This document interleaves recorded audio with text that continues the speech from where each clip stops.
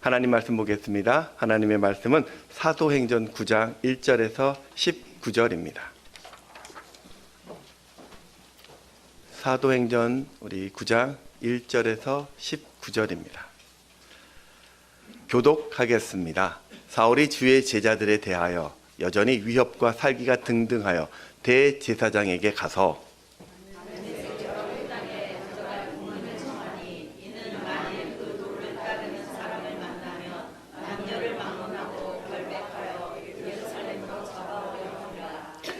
사울이 길을 가다가 다메섹에 가까이 이르더니 호련히 하늘로부터 빛이 그를 둘러 비치는지라.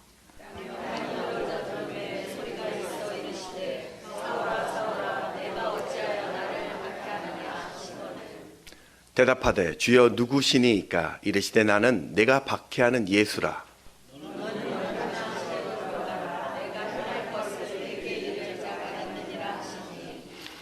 같이 가던 사람들은 소리만 듣고 아무도 보지 못하여 말을 못하고 서 있더라.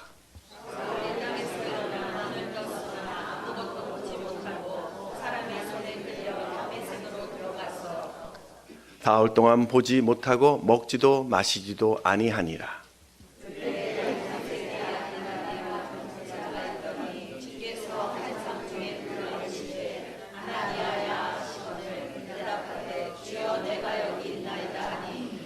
주께서 이르시되 일어나 직가라 하는 거리로 가서 유다의 집에서 다섯 사람 사울이라 하는 사람을 찾으라. 그가 기도하는 중이니라.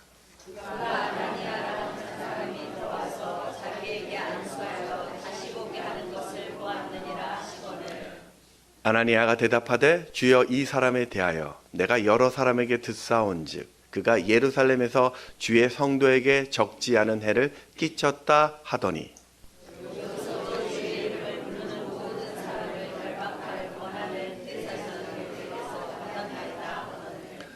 주께서 이르시되 가라. 이 사람은 내 이름을 이방인과 임금들과 이스라엘 자손들에게 전하기 위하여 택한 나의 그릇이라.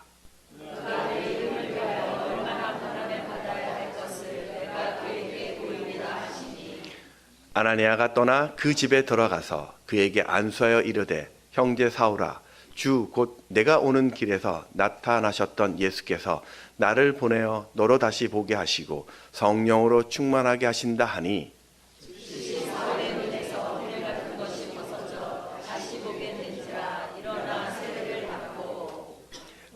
함께 읽겠습니다. 음식을 먹음에 강건하여 지니라. 아멘.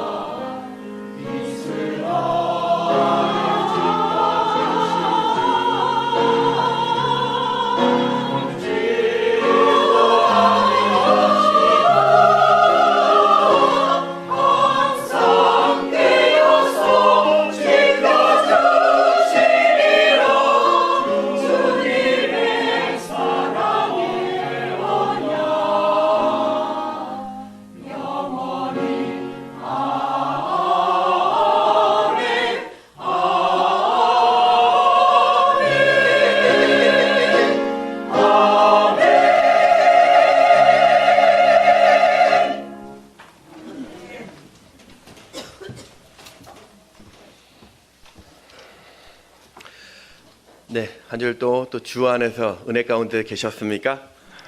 네, 오신 여러분 환영하고 또 축복합니다. 한번 고민해 보십시오. 지난 한 주간의 삶 가운데 내가 하나님의 사랑을 얼마나 많이 느꼈을까? 그걸 측정하는 방법 중에 하나가 내 입술이 긍정이 많았는지 아니면 부정이 많았는지를 한번 점검해 보십시오. 내 입술에서 죽겠다라는 말이 많았는지 아니면 감사하다는 말이 많았는지요. 종종 우리는 배가 고프면 배고파 죽겠다, 과식을 하면 배불러 죽겠다, 심심하면 심심해 죽겠다, 열심히 일하면 힘들어 죽겠다, 궁금해 죽겠다, 억울해 죽겠다, 창피해 죽겠다. 그런 거 보면 우리가 마치 죽기 위해 사는 것 같습니다. 그래도 여러분, 우리 세상은 끝까지 살만합니다. 왜냐하면 하나님이 계시기 때문입니다. 힘드셔도 또 힘들어 죽겠다라고 말하지 마시고 그런 나에게 힘 주시는 하나님 계심을 바라보면서 감사를 선포하는 여러분 되시기를 축복합니다. 우리 옆에 계신 분들과 인사했으면 좋겠습니다. 하나님은 좋으신 분이십니다. 하나님은 좋으신 분이십니다.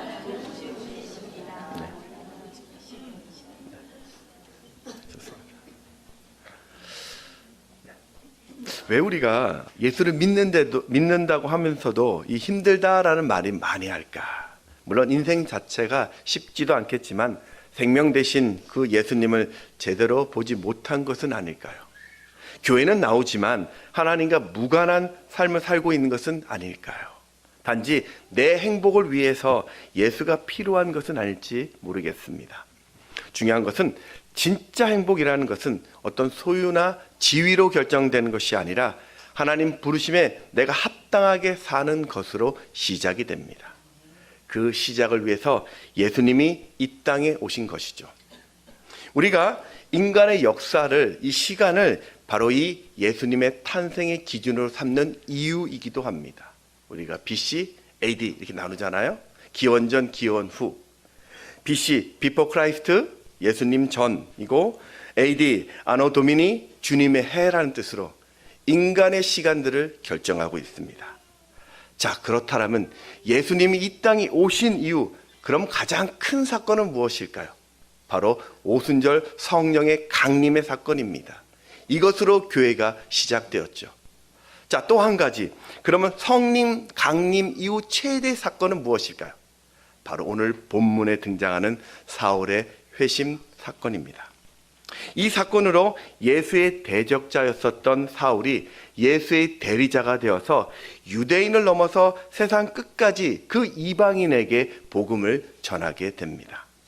이 사울이라는 이름은 유대인 이름으로 간구하다라는 뜻이고 바울이라는 이름은 헬라식 이름으로 작은 자라는 뜻입니다. 그러니까 같은 이름인 것입니다. 우리가 사울이라는 이름보다는 바울이라는 이름이 더 익숙한 것은 그는 이방인 선교에 집중하다 보니까 헬라식 그 이름이 더 많이 불려진 것입니다. 그는 베냐민 지파 사람으로서 막대한 부를 가진 가정에서 태어납니다. 그의 아버지는 돈으로 로마 시민권을 샀고 그 아들 사울에게도 물려주죠. 당대 최고의 학자였었던 가말리엘 문화생으로서 유대인들이 부러워하는 바리새인이었습니다. 좋은 가문, 높은 학벌, 그리고 많은 재산, 거기다 사람들로부터 존경받는 이 바리새인이었던 사울은 바로 성공의 신화를 쓴 인물입니다. 거기다가 그는 언제나 자신이 옳다고 여기면 물불을 가리지 않았습니다. 그가 교회를 없애는 것도 그게 하나님의 뜻이라고 확신했기 때문에 교회를 없애려고 했습니다. 그래서 스데반 죽이는데도 앞장선 인물입니다. 사울은 여기서 멈추지 않고 예수 믿는 자들을 샅샅이 조사해서 남녀 구별하지 않고 감옥으로 끌고 갑니다. 사도행전 8장 3절에 보면 사울이 교회를 잔멸할 때 각 집에 들어가 남녀를 끌어다가 옥에 넘기니라. 그런데 그가 이상한 소문을 듣습니다. 예루살렘으로부터 북서쪽으로 약 240km 떨어진 다메섹이라는 곳에서 여기서 도망간 자들이 거기서 복음을 전한다는 이야기입니다. 학자들은 그 당시 다메섹에는 그 지역은 유대인들이 한 10,000명 이상 거주했을 것으로 추정을 합니다.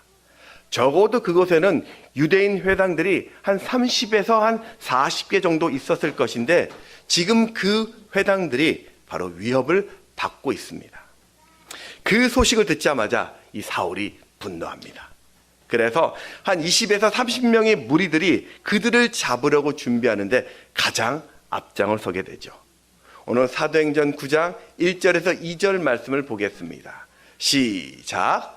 사울이 제자들에 대하여 여전히 위협과 살기가 등등하여 대제사장에게 가서 다메섹 여러 회당에 가져갈 공문을 정하니 이는 만일 그 도를 따르는 사람을 만나면 남녀를 막론하고 결박하여 예루살렘으로 잡아오려 함이라. 성경은 이런 사울의 모습을 살기가 등등했다라고 말하죠. 살기가 원어로 보면 포노스라고 이야기하는데 살인이란 뜻입니다. 사울은 살인까지 할 분노를 가지고 있었다는 말입니다. 그런 살기를 가지고 누가 가라고 하지 않았음에도 불구하고 좋기 일주일이 넘는 그 먼 거리를 자원해서 가고 있었습니다. 그러다 다메섹에 이르러 하늘로부터 큰 빛을 보고 땅에 엎드러집니다. 우리 3절 말씀은 또 있습니다. 시작. 사울이 길을 가다가 다메섹에 가까이 이르더니 호련히 하늘로부터 빛이 그들을 둘러 비치는지라. 그 빛이 얼마나 강한지 순식간에 눈이 멀었습니다.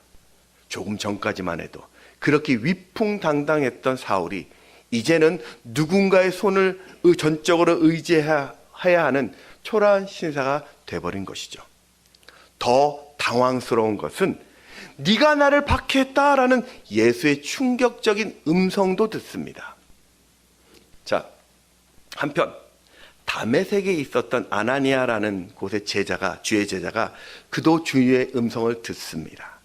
그 음성이 뭐냐면 사울에게 가서 안수해서 다시 보게 하라는 말씀이죠.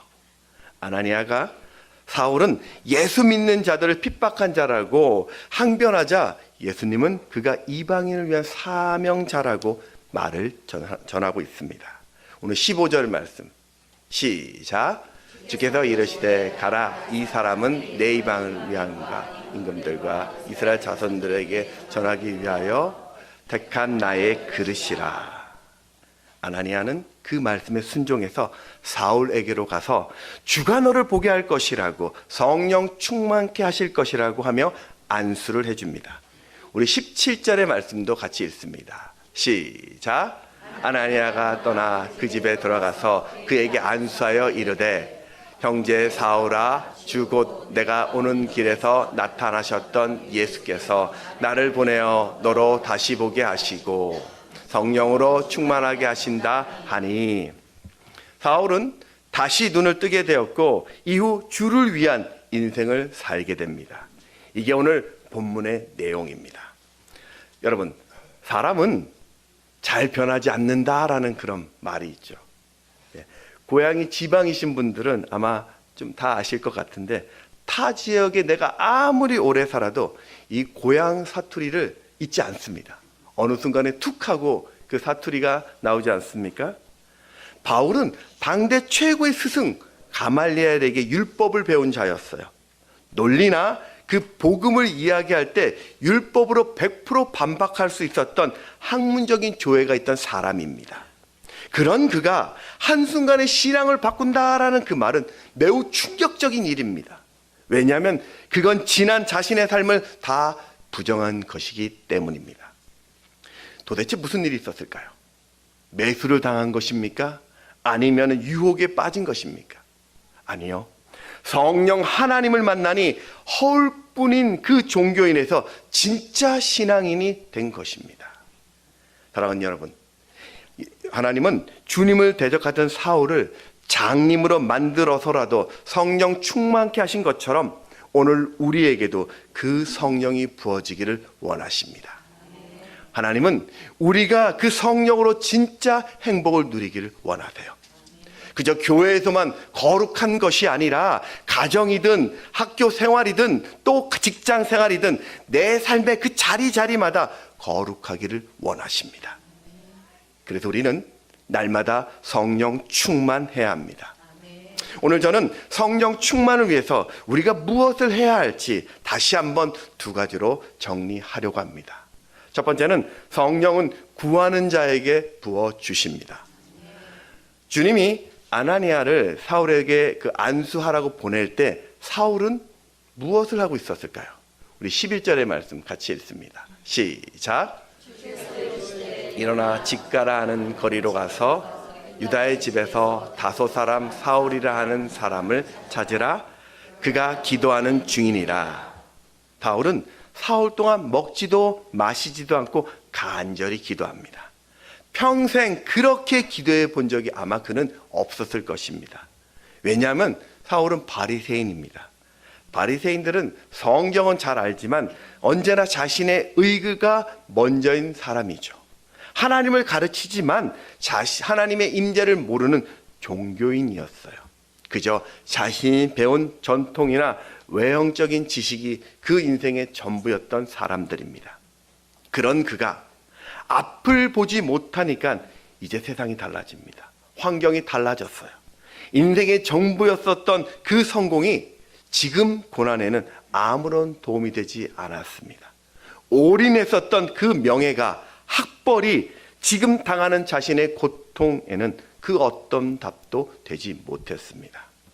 그러다가 부활하신 예수의 그 음성을 들으니 진짜가 무엇인지를 알게 됩니다. 그래서 지금 식음을 전폐하고 기도하고 있었습니다. 예수님은 그런 사울에게 아나니아를 보내 안수하게 하고 그때 성령을 부어주셨습니다. 놀라운 것은 얼음장 같았던 사울이 성령 충만해지니까 하나님을 자랑하는 영적인 사람이 되었다는 거죠. 우리가 잘 알고 있는 요한복음 14장에서 16장을 보면은 예수님이 십자가에 죽기 전에 제자들에게 성령에 대한 말씀을 하십니다. 죽음을 앞두고 마지막 순간에 왜 이렇게 성령에 대해서 14장, 15장, 16장 길게 이야기를 하고 있을까요? 또 예수님이 부활하신 후 제자들에게 찾아가서 하신 첫 번째 말씀이 왜 성령일까요? 또 승천하시기 직전에 주님은 왜 또 제자들에게 성령을 받으라고 계속 말씀하고 계실까요? 성령이 없으면 진짜를 알지 못하기 때문입니다. 성령이 없이는 능력 있는 그리스도인으로 살아갈 수 없기 때문입니다. 사탄은 오늘 우리에게 그 성령에 대한 갈급함을 없애려고 합니다. 육신의 안목과 그 이생의 자랑으로 우리의 시선을 유혹하고 있습니다. 내 마음에 세상의 것으로 가득 채워서 하나님이 보이지 않게 하렵니다. 그냥 너는 일주일에 한 번 교회에 가서 예배 한 번 하고 교제하면 돼. 나머지 모든 시간은 그저 너의 시간이야. 너 마음대로 할 수 있어. 하나님과 상관없는 자유야. 그러니 즐겨. 여러분, 문제는 그런 신앙은 뜨거운 기도나 사랑이나 평안이 없다라는 겁니다. 사랑하는 여러분, 성령 충만하지 못하면 우리 인생은 식어져 가게 됩니다. 성령 충만하지 못하면 이기적으로 우리 인생이 바뀌게 되고 탐욕에 갇혀버립니다. 그 성령 충만하지 못하면 늘 비판적이고 공격적인 인생을 살게 됩니다. 성령 충만해야 오늘 우리의 인생은 따뜻해집니다. 성령 충만해야 열정이 생기고 그 성령 충만해야 그 성령 하나님과 함께 창조적인 인생을 살게 되는 것이죠. 여러분, 그러니 종교인이 되지 마시고 성령의 사람이 되십시오. 믿는 자들에게 부어주신다는 그 성령의 충만을 오늘 여러분이 꼭 받으시기를 축복합니다. 이집트 출신의 마크 가브리엘이라는 사람이 있습니다. 한번 소개했는지 모르겠습니다. 이 사람은 이슬람 최고의 학부인 알 아자르 대학교의 최연소 이슬람 교수였습니다. 그는 5살 때 이슬람 경전인 코란을 암송하기 시작했고 12살 때 그 코란 전체를 암송하는 천재였습니다. 어느 날 그가 코란과 모세 오경을 연구하다가 학문적인 갈등을 겪습니다. 이 코란이 알고 봤더니 모세 오경을 그대로 베껴서 개작했다라는 것을 발견합니다. 그게 학자적 양심을 건드립니다. 그걸 가지고 학생들에게 그 학자적인 양심으로 이야기했는데 비밀 경찰에게 납치되어서 고문을 당하고 이제 처형 직전까지 몰렸습니다. 그때 정치적인 연줄이 있었던 친척의 도움으로 기적적으로 풀려나죠. 그럼에도 이 진리에 대한 갈망이 계속되었는데 어느 날 그 기독교 친구로부터 한 권의 성경을 몰래 받습니다. 그리고 그 성경을 읽다 충격적인 구절을 발견합니다. 마태복음 11장 28절의 말씀 같이 읽습니다. 시작. 내게로 오라. 내가 너희를 쉬게 하리라. 아멘. 코란은 언제나 더 많은 율법을 지키라고 강요하고 두려움으로 몰아붙였는데 성경은 오히려 주 안에서 쉼을 누리라는 말이 이해가 되지 않았대요. 자신들은 원수를 향하여 보복하라라고 코란을 통해서 배웠는데 마태복음 5장에서는 그 원수를 사랑하라고 박해하는 저들을 위해 기도하라는 그 말씀에 충격을 받습니다. 한쪽에서는 두려움과 심판을 말하고 또 한쪽에서는 사랑과 용서를 말하는 코란과 성경을 펼쳐놓고 그가 기도합니다. 나는 오직 진리를 원한다고, 만약 성경이 진리라면 내 마음에 와달라고 기도하고 간구합니다. 놀라운 것이 어느 순간에 말할 수 없는 평안이 그를 덮칩니다. 뜬금없이 두려움이 사라지기 시작하고 가슴이 가벼워졌습니다. 그리고 그 안에 기쁨이 생겼습니다. 바로 성령이 임한 것이죠. 이후 그는 매 순간 예수가 나의 메시아 되시고 주 되심을 위해 기도했고 성령으로 더 담대해졌습니다. 이후 예수전도단의 도움으로 이집트를 탈출하게 되었고 미국으로 망명 가서 지금 복음의 전도자로 사명을 감당합니다. 여러분, 성령 충만을 원하십니까? 사울을 180도 변화시켰던 그 성령을 원하십니까? 그저 지식적인 예수보다는 내 삶에 나와 함께 하시는 그 예수를 원하십니까? 그렇다면 먼저 기도의 자리에 서십시오. 야고보서 4장 2절에 보면 너희가 얻지 못하면 구하지 아니하기 때문이요. 여러분, 하나님은 구하는 자에게 분명히 성령을 주신다고 약속을 하셨어요. 그러니 믿고 구하시기 바랍니다. 우리 누가복음 11장 13절의 말씀 같이 읽습니다. 시작. 너희가 악할지라도 좋은 것을 자식에게 줄 알거든 하물며 너희 하늘 아버지께서 구하는 자에게 성령을 주시지 않겠느냐 하시니라. 아멘. 기억하십시오. 꼭 기억하십시오. 기도와 성령은 늘 연결되어 있습니다. 사울이 다메섹에서 눈이 보이지 않게 된 것은 불행이 아니라 하나님을 만날 수 있는 기도의 기회였습니다.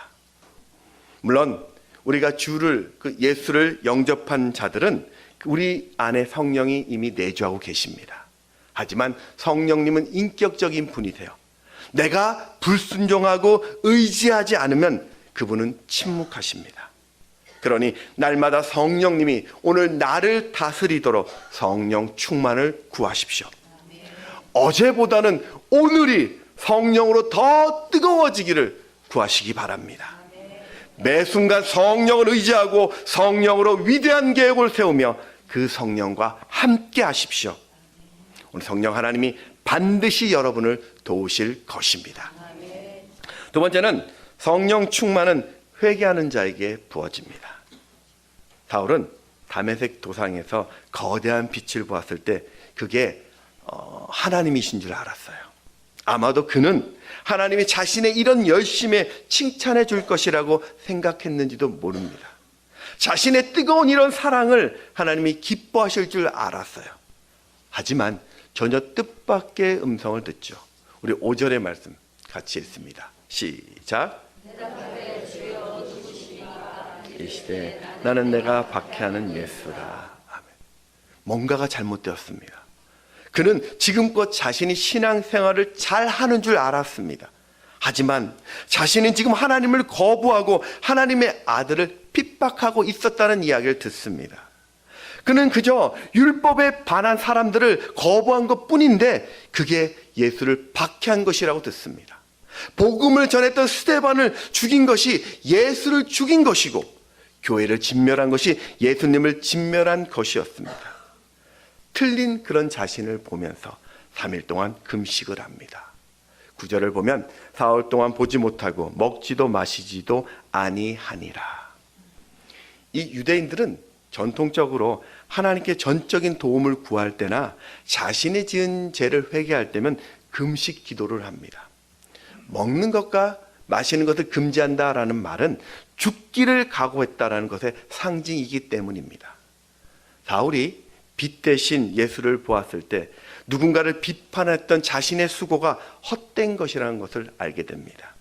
분노한 자신의 열심이 교만이었고 죄라는 것을 깨닫습니다. 그래서 사흘 동안 먹지도 마시지도 않고 하나님 앞에 철저히 자신의 죄를 토해냈습니다. 여러분, 인간은 하나님이라는 그 존재, 거룩함 앞에 서게 되면 우리 안에 있는 죄나 연약함이 반드시 드러납니다. 그 죄 앞에 서게 될 때 인간은 둘 중에 하나를 선택하게 됩니다. 그 하나는 죄의 어둠 속에 다시 숨어가는 겁니다. 다른 말로 회개를 거부합니다. 야, 그게 왜 죄야? 이러면서 죄를 인정하지 않게 되죠. 야, 이거 어쩔 수 없는 거야. 그렇게 합리화하면서 오히려 그 죄를 즐기게 됩니다. 그런데 또 한 부류는 그 죄가 드러날 때 회개하는 사람입니다. 하나님 앞에 내가 죄를 지었다고 고백합니다. 그 죄를 버리겠다고, 끊어버리겠다고, 정리하겠다라고 회개합니다. 바로 그런 사람에게 성령이 부어집니다. 이사야 6장에 보면 이사야가 성전에서 하나님의 영광을 목격한 이후 그가 자신이 보았던 죄 때문에 내가 망하게 되었다고 탄식하며 죄를 고백하죠. 욥기서 42장에 보면 자신의 의로움을 주장했었던 그 욥이 하나님의 음성을 들으니 자신이 티끌과 죄를 보았다고 회개합니다. 누가복음 5장에서도 베드로가 그 주님의 말씀에 순종해서 그물을 내려서 감당할 수 없는 고기를 잡자 자신이 죄인이라고 엎드리죠. 여러분, 오늘 이런 회개가 예수의 대적자 사울을 성령 충만한 예수의 대리자로 만들었습니다. 이후 그는 이방인의 사도가 되어서 복음을 전하고 가는 곳곳마다 기적이 일어나고 병든 자를 치유하고 교회를 개척합니다. 그는 세 차례 선교 여행을 통해서 13,000km를 다니고 유럽과 아시아 57개 도시에 복음을 전합니다.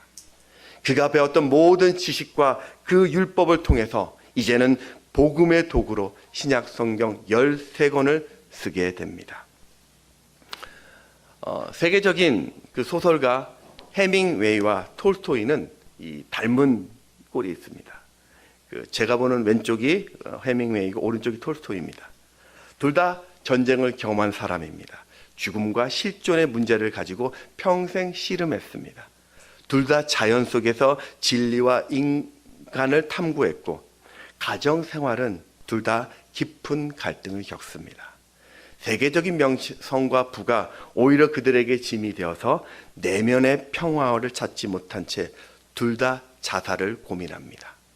하지만 둘 중에 결정적인 한 가지가 그들을 갈랐습니다. 톨스토이는 예수를 만나 구원을 얻었지만 해밍웨이는 그 허물을 벗어나지 못하고 스스로 생을 마감합니다. 해밍웨이의 그 책 중에 깨끗한 불환한 곳이라는 소설에는 한 노인이 혼자 술을 마시면서 주기도문을 중얼거리는 그 글이 나옵니다.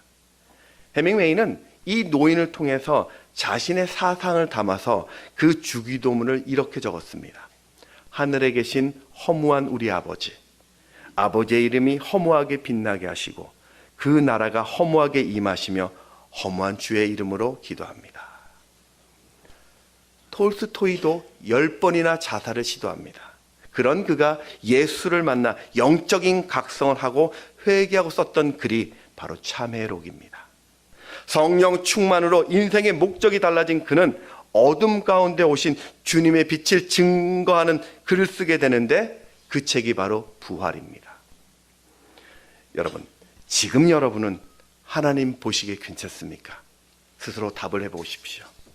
예수를 믿지만 하나님보다 더 중요한 것이 오늘 내 시선에 사로잡혀 있지는 않습니까?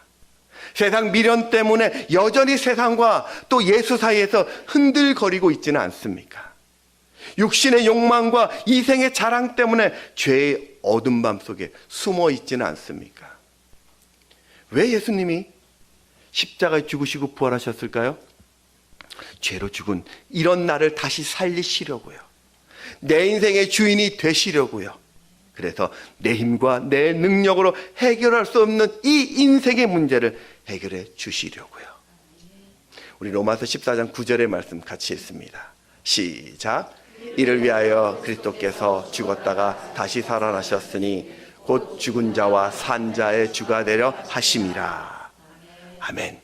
그렇습니다, 여러분. 예수 믿는 우리는 내 힘과 지식으로는 내 인생을 복되게 살 수 없습니다. 왜냐하면 오늘 내 인생의 주인이 따로 계시기 때문이에요. 그분을 만나야만 진짜 인생을 살 수 있습니다. 그러니 오늘 영적인 어둠 속에 있다라면 회개하십시오. 내가 내 인생의 주인이라고 생각해서 하나님의 뜻대로 살지 못했다라면 그게 죄입니다. 오늘 주님 앞에 겸손히 엎드리시기 바랍니다. 오늘 내가 죽을 때 내 안에 성령 충만이 임할 것이고 그 하나님의 부르심에 즐거이 순종하는 복된 인생을 살게 될 것입니다. 그게 여러분 진짜 인생입니다. 말씀을 정리하겠습니다. 유네스코에 등재된 탄자니아에 세렝게티 초원이 있습니다. 아프리카에서 찾아볼 수 없는 비옥한 평야라고 불리는 곳이죠. 이곳은 세계에서 가장 큰 야생동물 서식지이고요. 수백만 마리의 동물들이 살고 있습니다. 그런데 이 땅에 건기가 오면 모든 것이 달라집니다. 조목과 생명이 사라진 죽음의 땅이 됩니다. 그러다가 다시 비가 내리면 또 달라져요. 기적 같은 일들이 일어나는데 그 쩍쩍 갈라졌던 사막 같은 땅이 그 비를 품으면서 어느 순간 초목이 살아나고 동물들이 다시 몰려들고 삭막했던 평원이 모든 생명에 안식을 주는 초원으로 바뀝니다. 비만 내렸을 뿐인데요. 여러분, 사탄의 공격으로 메말라가는 내 심령이 어떻게 살아날 수 있을까요? 갈급한 내 심령의 진정한 평안을 내가 어떻게 누릴 수 있을까요? 하나님의 살아계심, 하나님의 역사하심을 내가 어떻게 볼 수 있을까요? 스가랴서 4장 6절의 말씀을 같이 읽습니다. 시작. 이는 하나님으로 능력으로 되지 아니하고 오직 나의 영으로 되느니라. 아멘. 하나님의 간섭하심을 받으면 됩니다. 날마다 내 영혼의 성령의 단비만 내리면 됩니다. 여러분, 성령 충만하면 복음의 능력을 얻게 될 것입니다. 그 성령 충만하면 죽은 영들이 살아납니다. 성령 충만하면 인생의 길이 보일 것입니다. 그러니 무엇보다 성령 충만을 위해 끝까지 구하시기 바랍니다. 혹시라도 오늘 내 안에 죄가 드러난다면, 그 죄의 연약함이 드러난다면 숨기지 마십시오. 십자가 앞에 여러분 끝까지 철저하게 회개하십시오. 하나님은 그런 여러분에게 성령을 부어 주실 것입니다. 그렇게 오늘도 복음의 대리자로, 또 복음의 능력자로 이 땅을 사는 여러분 되시기를 주의 이름으로 축원합니다. 찬양하겠습니다.